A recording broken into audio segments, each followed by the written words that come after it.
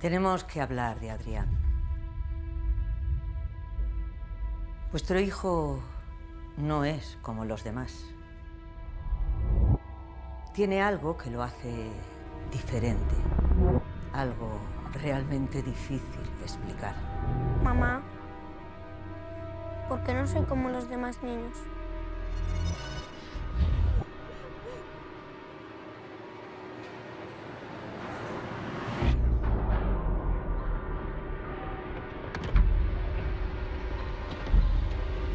Tenemos que irnos. Si no os conociera de siempre, diría que vuestro hijo El arroz va a estar soso. es valenciano. Te juro que no pasó nada con aquel socorrista del Perelló. En ocasiones veo arroces.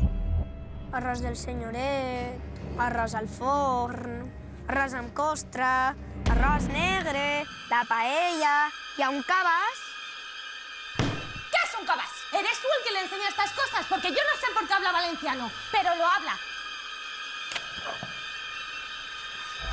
Vuestro hijo tiene el don.